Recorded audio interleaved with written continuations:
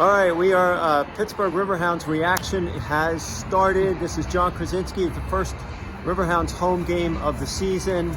The Hounds took on the Miami FC. This is John Krysinsky. With me is Jordan Smith. Jordan, we're we just watched the Riverhounds go through. I asked Bob Lilly, the first question I asked him post-game after a 1-1 draw with Miami is, was it as ugly as it looked out there from our standpoint as it was from your standpoint on the bench? And Bob concurred immediately. He said, absolutely. It was a pretty ugly match, wasn't it?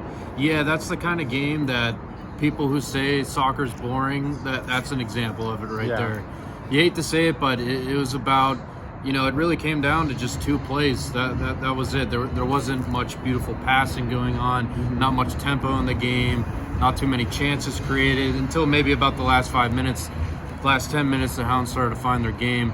But yeah, overall, just an ugly game. I don't think either side really feels too great about that one. Yeah, well, I think what Bob Lilly took away from this match, and we talked to Burke Falling, who had the game-winning goal for the game-tying, equalizing goal for the Riverhounds. Burke, a newcomer with the Riverhounds, played in Charleston the last few years, and I think the takeaway was that they weren't at their best tonight.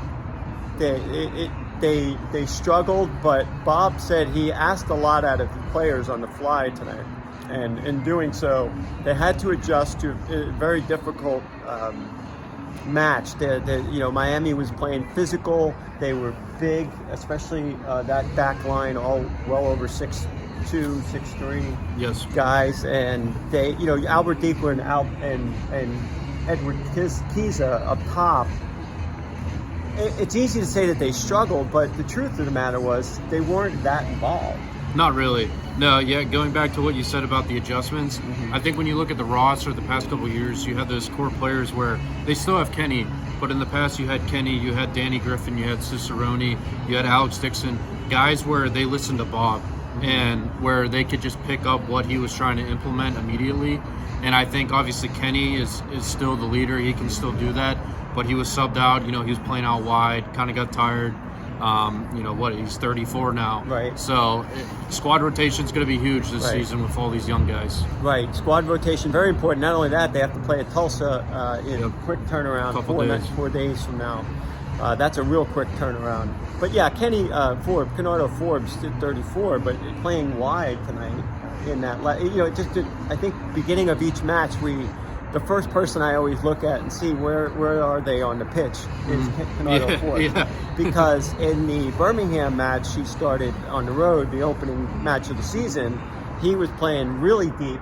In fact, between the center backs a lot, helping against that Birmingham press. But tonight, Miami didn't press as much.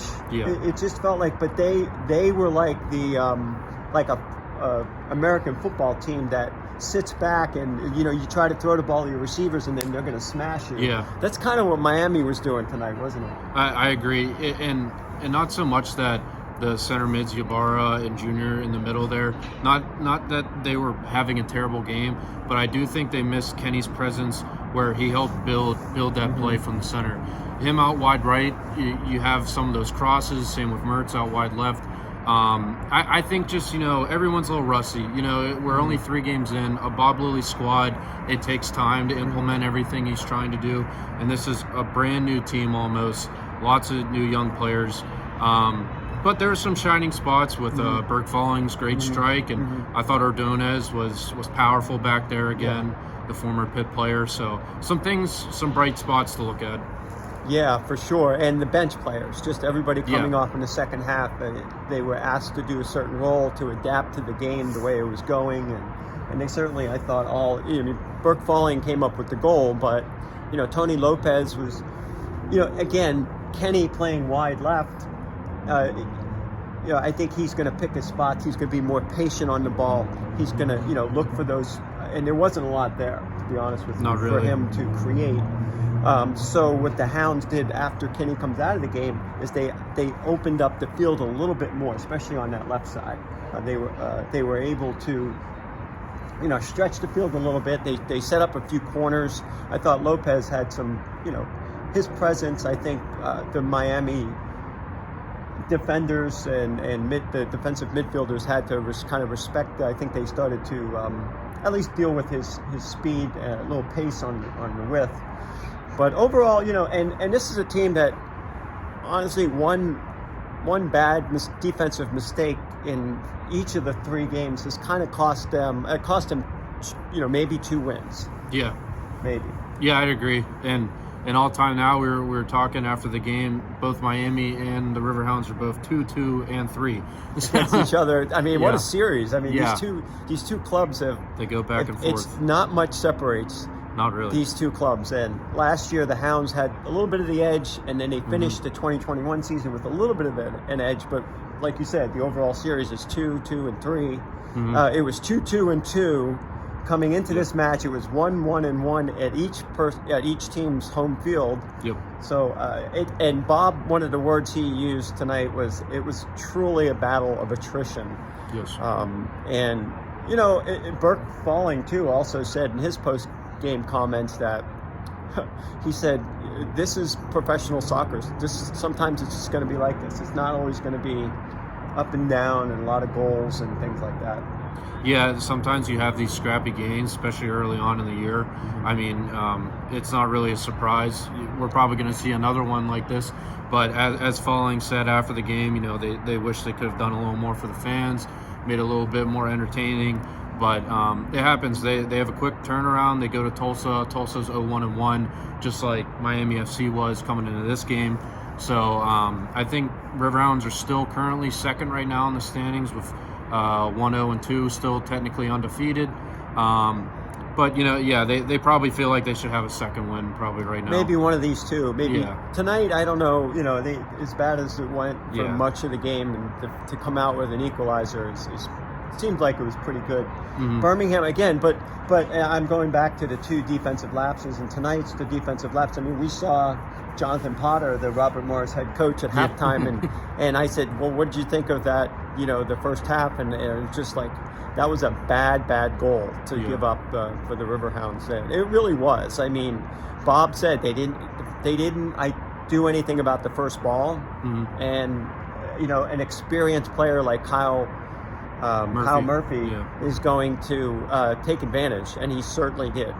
Yeah, Bob stated specifically after the game that Ordonez and Dos Santos, they didn't deal with the guy running in. He just snuck in, and he stated the keeper, Garner, in his first career professional start, that he didn't really have much to do the whole game, but he said, made that first save, but he gave up the rebound. And that's just like in hockey, it's nice to make a good save, but when you give up that juicy rebound, it just happens. And I think after Dos Santos and Ordonez got beat, they kind of just stood and watched. They just watched and waited for the keeper to deal with it, and ended up in the back of their net. So that first half was tough to watch. I mean, there wasn't a shot on goal for the whole first half for the Riverhounds. And I think just that one play for Miami, that was their only shot on goal for quite some time. Right. So the Hounds have given up 1 goal in each of the 3 games, and it's like, okay, so maybe they need to just kind of correct. I mean, they're capable. They look like very capable this year of getting some clean sheets. Better. Yeah. I think there's veteran back there. Hogan's has been around, and he's a good player, and he showed that again tonight. Both Ordonez and Hogan have had assists in the previous games, and Joe Farrell. I mean, you can't discount the fact that they've got a guy that can come off the bench. And Bob talked about this, and he showed this a little bit late in tonight's match. Is Joe Farrell like a nose for the goal? Yep. Played up top in college a little bit. Yeah, or would play in the back and then get sent up to the top at the end of matches and things like that. But and he's proved it at the Phoenix Rising too. He can score big goals, so that's a nice luxury to have off the bench. And I imagine, heading into Tulsa, they're going to use some. Well, Bob already said they're going to have some heavy squad rotation. Yeah. So that should be interesting as well.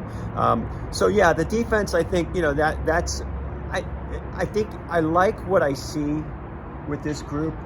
I think it'll be interesting to see, how they develop. And no Jamali Waite tonight, who's stay tuned on Sunday night. He'll be playing in Mexico against the El Tri with the Reggae Boys, with the Jamaican national team.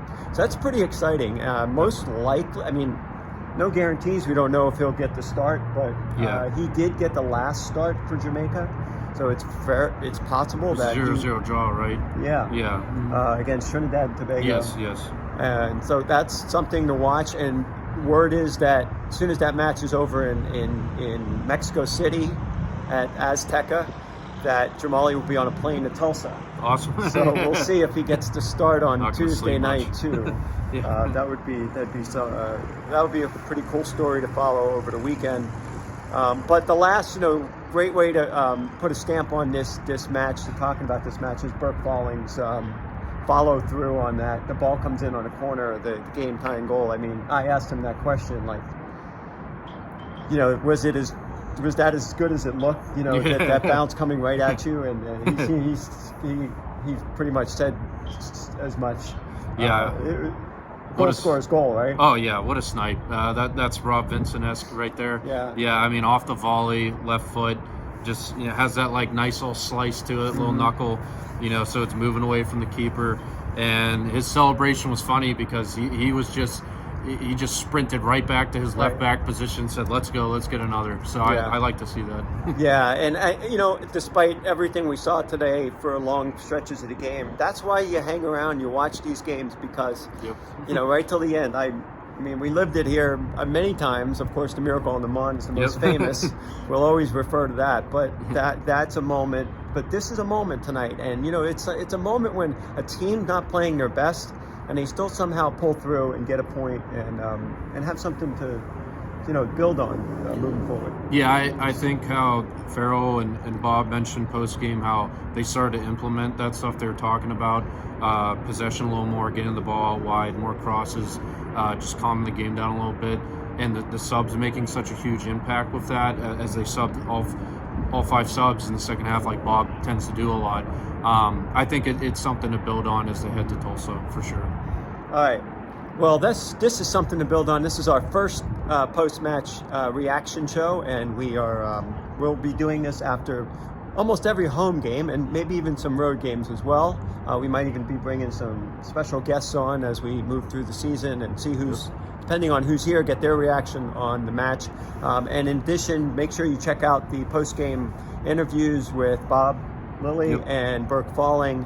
We'll have those on our Pittsburgh Soccer Now YouTube channel, and lots more to come. There'll be probably a piece from me over the weekend, player grades, takeaways from this match as well. So again, thanks for joining us. Jordan Smith, thanks for joining me. No problem. Opening night. Should be a fun season. Yeah, good start. Thank you for having me. Yeah, good times. All right. Thank you. Thank you, everybody. Have a good night.